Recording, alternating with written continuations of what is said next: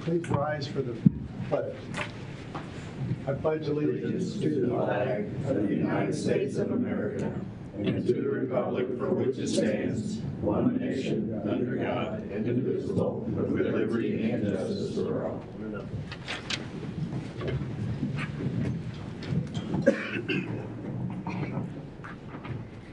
Presiding Commissioner Sam Bushman is unable to attend the meeting in person, but is online. Are you there, Presiding Commissioner? Yes. Good morning. We can hear you, Presiding Commissioner Bushman. So, I've been asked to conduct the meeting in his absence from his chair. So, do we have minutes and reports received and filed? Yes. I have the sheriff's October 2025 fees and the treasurer's October 2025 fees. Okay, Commissioner Committee Liaison Reports. Eastern District Commissioner Bush. I'm sorry. Eastern District. The name calling has been. All right, we got HBA general meeting tonight. Thursday, we got Solid Waste Management District Council meeting, JC Rep meeting. Friday's chamber coffee. Usually don't make that, but we've got an esteemed presenter there. The Western District Commissioner's going to be presenting. I might have to either listen in or attend that to heckle him or something. And then deer season this weekend, so be safe out there. And if you need bail money or anything, don't call me or Sparky. We won't be around probably. So I think that's it. Anything else there? On my calendar, This meeting is being recorded and camerized. Well, I quit. Thursday,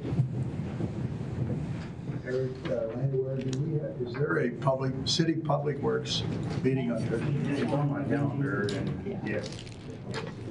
I think we tentatively scheduled a Wildwood tour on Friday. Missouri Navy Ships Committee meeting on Friday. The chamber coffee was mentioned earlier, and then I have a presentation at Rotary West at noon on Friday. Commissioner Bushman, are you there with any reports of any meetings you're attending?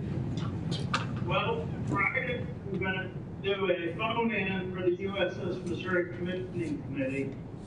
And Saturday, even though I won't be there, if in 2 p.m. Capitol Rotunda, the Sons of the Union Veterans are presenting a Civil War flag from Merrill's 2nd Missouri Cavalry Regiment. So we're presenting it to the state of Missouri. So we're going we weren't able to hear anybody out in the, yes, it would be hard for me to hear. Ryan's coming in on there. You texting him? Yep. Can you block him or mute him on there? And while you're at, just mute Sam too. While you're at it. We'll get this over with quick. We're having some minor technical difficulties. I think this is the first time we've had this up and running for the meeting. Is that correct? I think so, yes.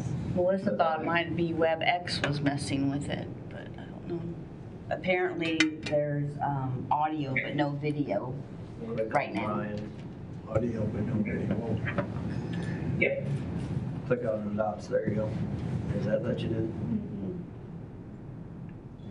Now on his microphone, can you mute it? We can hear Brian talking. Brian's coming through. Yeah, sorry about that. Never mind, we got it then. Sorry, you not hearing me? We can. Yes. Choppy. There, Brian muted himself. Okay, we're good to go yet? Or are we waiting on anything? I think we're good. We're good to go. Appointments by commission. We have a number of committee appointments to complete. And the Eastern District Commissioner Helsher will make the appointment. You want to do each one of these separate, or you want me just to throw these together and knock them out? Well, preference. Let's do them separately, just in case there's ever a question that, We'll do so the Cole County Parks Committee, I'll make a motion that we reappoint Hal Dooley and Shannon Hawk. I'll second those reappointment motions. Any discussion? All in favor say aye. Aye. Aye. Aye. All righty, Motion for carried. the Cole County Road and Bridge Advisory Board, I'll make a motion to reappoint Bruce Dawson and Jason Odke. I'll second those motions. Any discussion? All those in favor say aye. Aye. Aye. Aye. Okay, for the Cole County Traffic and Safety Advisory Board, I'll make a motion to reappoint Don Newman and Morgan Patterson. Second that motion. Any discussion? All those in favor say aye. Aye. Aye. Aye. And then I'll make a motion to appoint Emily Altman to the Cole County Residential Special Services Board. That's a second. Any discussion? Those in favor say aye. Aye. Aye. Aye. Thank you, that went quick.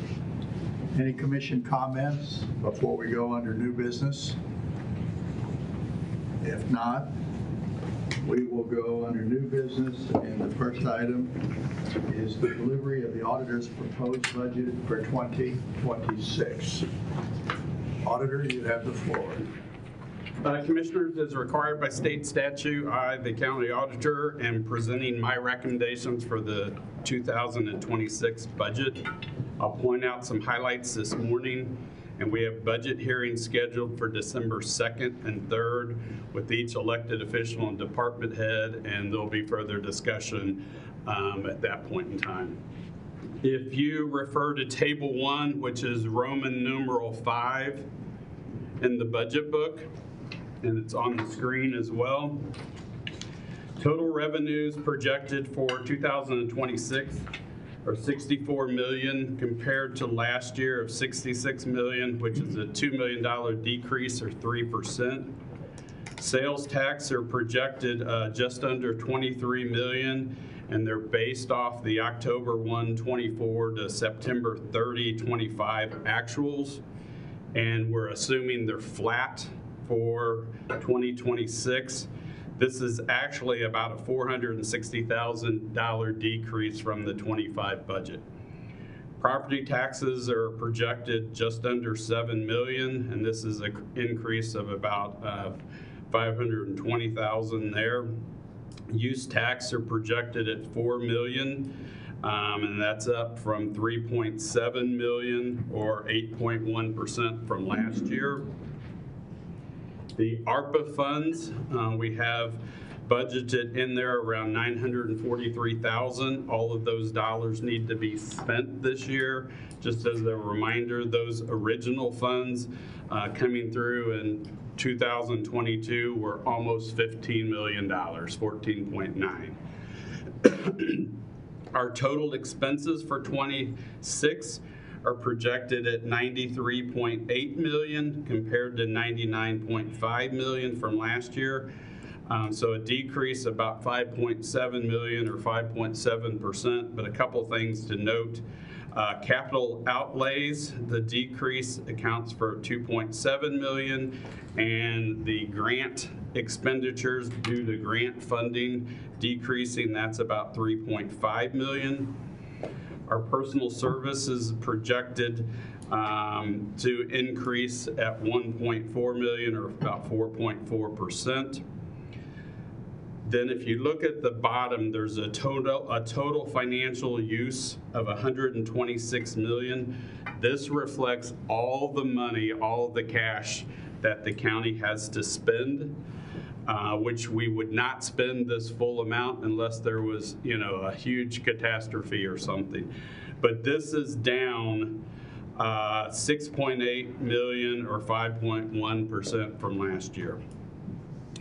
On Table 2, which is Roman numeral 8, it breaks out that information into the general fund, road and bridge, capital improvements, the law enforcement, EMS enterprise, our health insurance, and then the 20 other funds.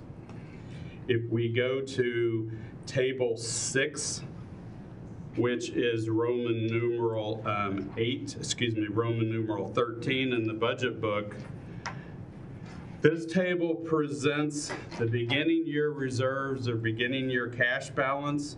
I've modified this table slightly. I showed the operating revenues and operating expense, and then it shows a net operating revenue and expenditures. It shows capital outlays.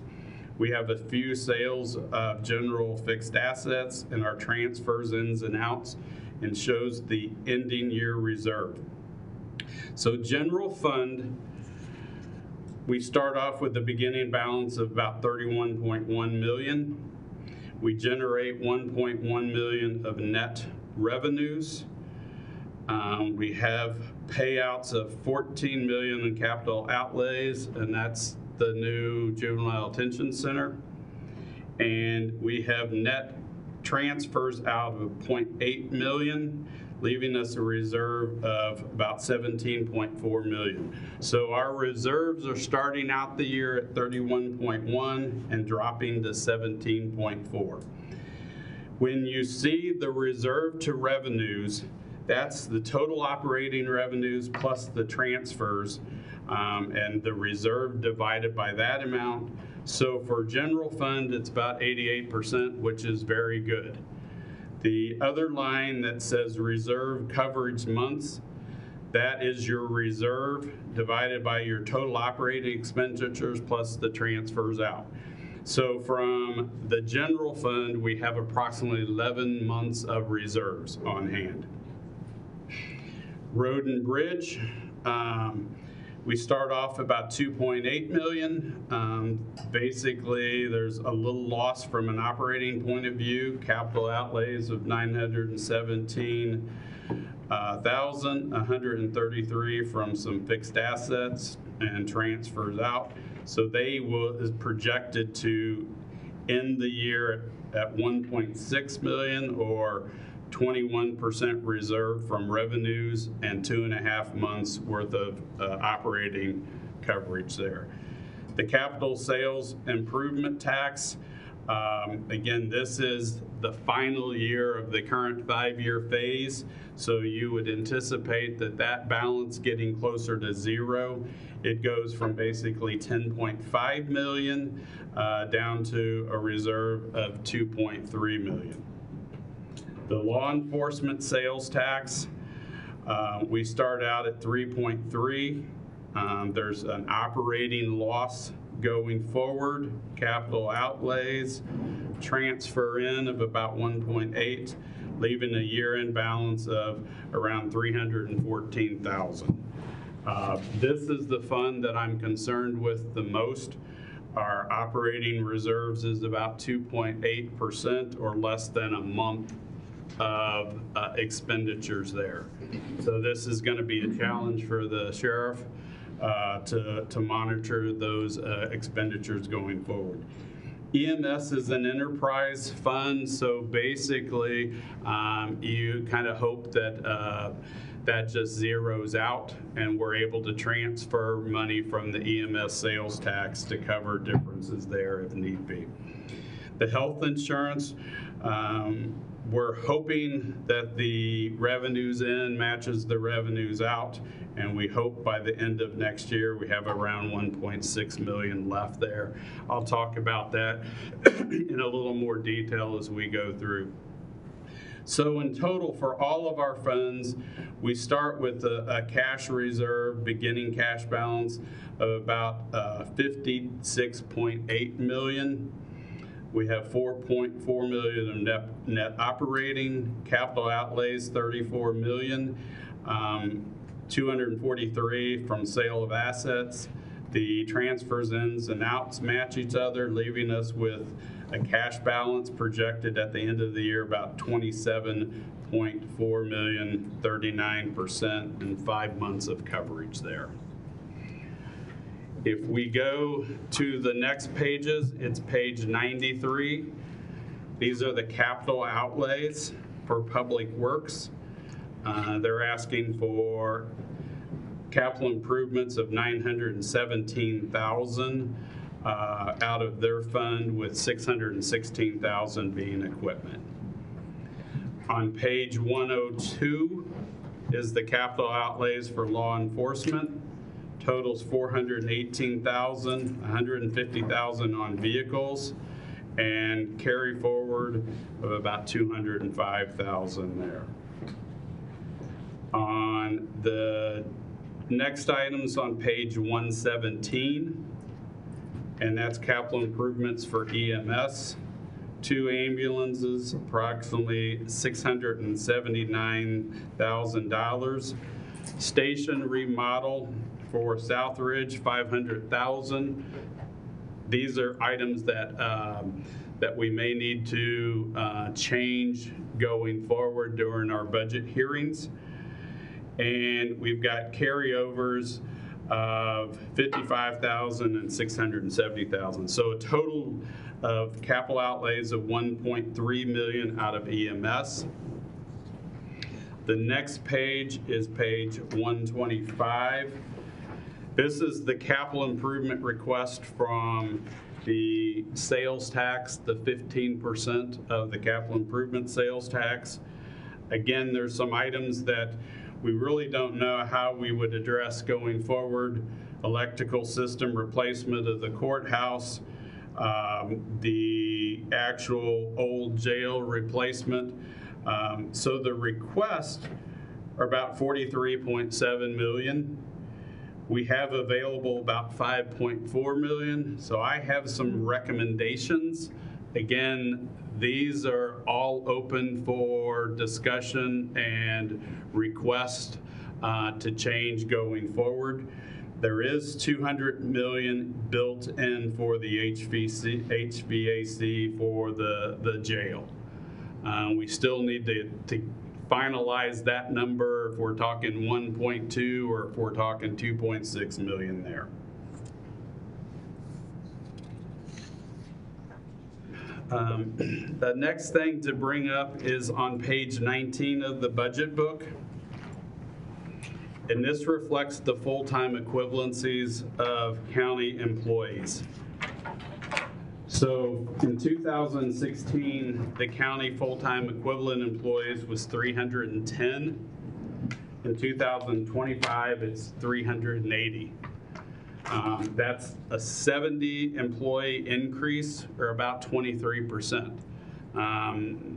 That's something that we need to be aware of and just realize that county government has grown.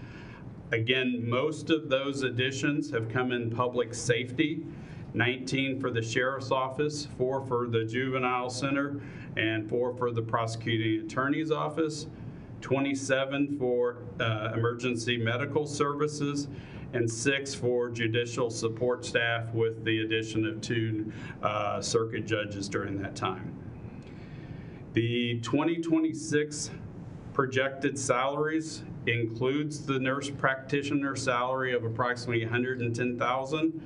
My understanding in the past that this position was added with the assumption that would generate enough revenue to more or less offset the cost.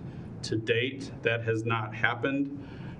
So that's something that commissioners will need to decide if that position is kept in the health department going forward. I've also added about $10,500 to the building maintenance budget for part-time janitorial service. And from my point of view, this is to be used maybe for, again, someone part-time, early morning, late evening, for some of the janitorial services that we've discussed over the last month or so. Salary adjustment, I'm proposing a 2% cost of living adjustment. No merit increases have been included unless they were career ladder steps. My recommendation is holding off on those type of increases until the salary study is received and we determine what the cost for a salary study is. We've had some concerns raised to me and publicly that a 2% cost of living is not enough. Inflation, CPI is running around 3%. Social Security recipients are going to get an increase of 2.8%. But given that our revenues are getting tighter, we have a pending salary study. Our fringe benefits, the health insurance has gone up quite a bit. I think, and our fund balances are dropping. That's what I think the county can afford at this point in time. And again, when the salary study comes in, we can make other considerations at that point in time. There's also been a lot of discussion recently on our health insurance. So the budget recommendations are based on what were recently approved by the commission. This includes a 20% increase for the direct cost to the funds of the salaries paid for each employee. The employee for the first time in 2025 had to pay $20 a month. That approved amount has been increased to $50 a month going forward. The county will continue to cover 50% of the dependent's health insurance. It was also approved to move the fund balance of the marijuana sales tax over to help shore up the self-insurance fund. That will be approximately $583,000. I personally completed analysis of the cost to the employees. I looked at the premiums that they're paying and the deductibles. And again, every insurance policy is very complex. The policy maybe have certain components that are a great benefit to one employee and worthless to the other. But from my point of view, for a quick analysis, I looked at the premiums held out of their paycheck and the deductibles, the max deductibles they would pay. For the county PPO's plan, our plan is less expensive to the employee for both the state and the city for the employee-only option. So again, our plan proposal is less expensive to the employee than the state plan and the city plan for PPO. When you look at PPO for our plan versus the city, for every level, we are still less expensive to the employee. So that's regardless of what dependent level. Now, when you look at the state, we cannot compete with state on dependent coverage. They insure so many more people, thousands, compared to our hundreds that we have. So that cost is a difference around $1,800 to $5,300 more a year. The private sector, the trend is going to cover employee only and offer insurance for dependents, but at 100% of the cost to the employee. We have not gone that far, and we'll see where we have to go. 81% of our county employees are under the PPO plan, 68% are employee only, 4% for employee spouse, 23% for employee and children, and 5% for employee and family. So overwhelmingly, the majority of county employees, it's going to be health insurance is less expensive for our employees than for the state or for the city. Our health insurance fund is going to be critical in the next 9 to 12 months as to whether we can continue forward being self-insured. Our rates will go up if we have to fall back to totally an independent plan without being self-insured. I also looked for those dedicated fund managers from their point of view. The county's cost of health insurance, only for the employee only, the PPO, our cost to the fund is $9,696 per year, versus the average cost for the state is $10,146. So it's a difference of $450 or about 4.4%.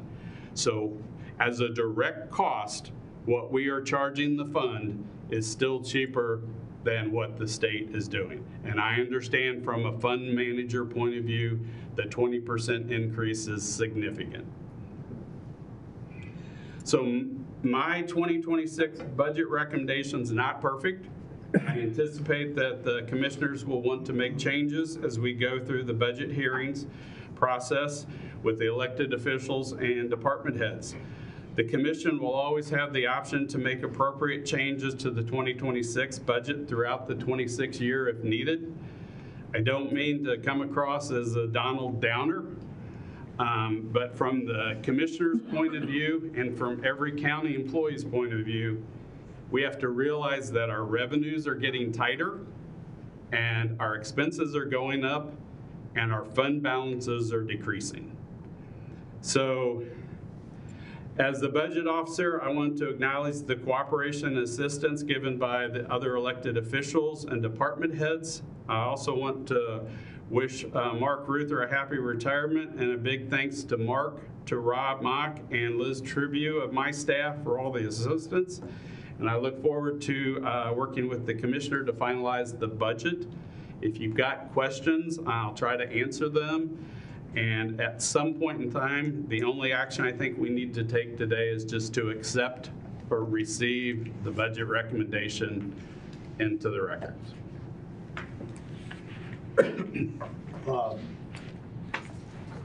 Great presentation, Jay. I would ask for one thing to be expanded on when you use the term self-insured. That sounds, oh my, that sounds risky.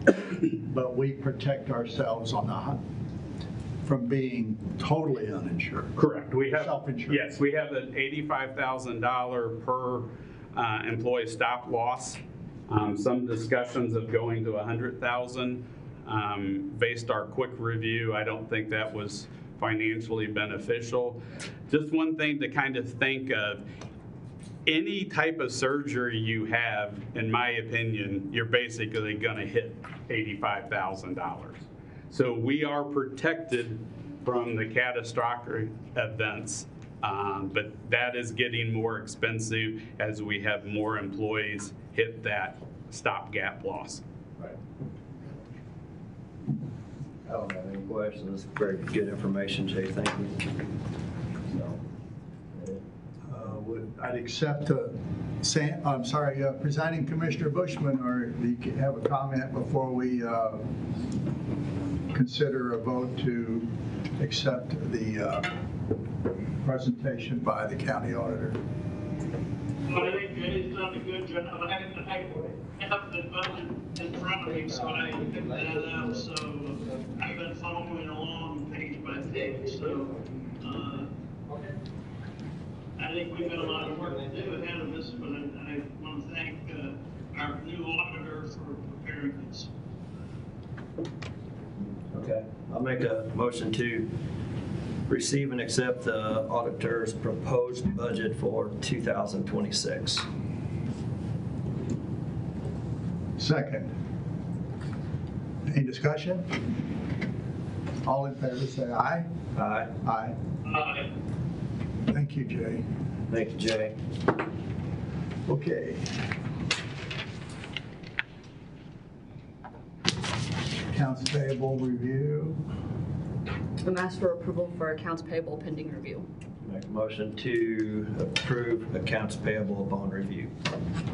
Second. Those in favor say aye. Aye. Aye. Aye. Opposed? Carried. Second and final reading of budget adjustment number 8. This is the second and final reading for budget adjustment number 8 in the amount of $108,360 for the law enforcement fund. I'll make a motion to approve budget adjustment number 8 for $108,360 for the law enforcement fund. Second. All in favor say aye. Aye. Aye. Aye.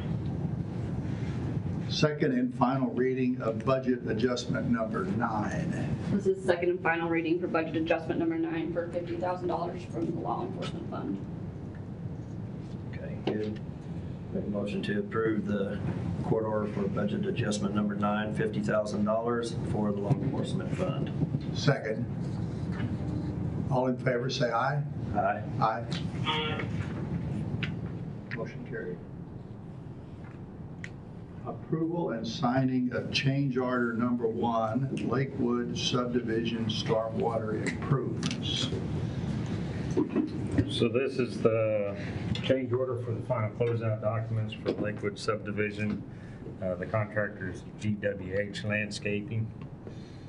The primary reason was an additional amount of pipe, ditch liner, and concrete pavement. And primary reason for less work was there was a calculation error on all the pipe for the project. There were 7 contingent items added to the project. In total, this is an overrun of $88,709.28. The original budget amount, or the original amount was $537,227.68. Total cost will be $625,936.96. And we did have originally budgeted $750,000 for this project, since you asked, Jeff. You guys ready for me? I was going to pick on a little today, starting we might go over budget and something on the engineer. And this project was funded with ARPA funds. It's still under the original budgeted amount, so very good. So, good. Okay. I'll make a motion to approve the, what do we need, just the change order amount or the final closeout as well? Usually just the change order amount. Okay, we'll make a motion to approve change order number 1 in the amount of $88,709.28. Second. Any discussion? All in favor, say aye. Aye. Aye. Motion carried. Thank you. Thank you, Matt. Next on the agenda is approval of care leave committee recommendations. Presentation by the chair of the care leave committee, the Honorable. What are you sucking up for? You're still going to get a tax bill. The Care Leave Committee met last week and have recommended a 30 days care leave coverage for a county employee with another meeting scheduled for a couple weeks to review to see if he's qualifies for an additional 30 days. And we're asking the commission's approval of the first 30 days coverage. Larry, just for the benefit of someone who hadn't heard the term before, care leave, could you just give a little nugget of information on it, and maybe what's in the inventory or the bank of days or hours or whatever, and do you have those numbers? I don't have those numbers. It's pretty significant, though. Care leave is actually due to the generosity of county employees donating some of their vacation time or comp time to a program that allows for, if a county employee is off work for more than the length of time that they have in sick leave or vacation time, to make sure that their pay continues for, can be a total of up to 60 days. Is that right, Chief? 60 days? Up to 60 days. So again, we've been very fortunate that the county employees have generously donated to that program to allow us to continue it. You know, I'm not sure when it started, but I think I've been chairman for 18 years. So it's been a very beneficial program. Thank you. Good. All right, I'll make a motion to approve the care leave committee recommendation. Second. Any discussion? All in favor, say aye. Aye. Aye. Motion carried. Thank you. Thank you. Thank you, Obi. I think that concludes the new business for this meeting. Under unfinished business, approval of 2026 holidays. Jessica, would you like to talk about the survey? Yes, last week I sent out a survey after the commission meeting. 140 employees responded with the survey, and option 1 came out ahead, which was just leave it the same. Option 2, which was, I believe, leaving Truman and getting 8 floating holidays, was 9%, and option 3 was leaving Columbus and getting 8 floating holidays was 2%, and then option 4 was receiving the 16 floating holidays, and that was at 23%. 16 hours. Yes. What did I say? 16 Holidays. Hours. 8 days or 16 days that response. Yeah, that'll teach him to read through the whole thing. Yes. So option 1 was ahead with 64%, and that was just leaving the calendar the same.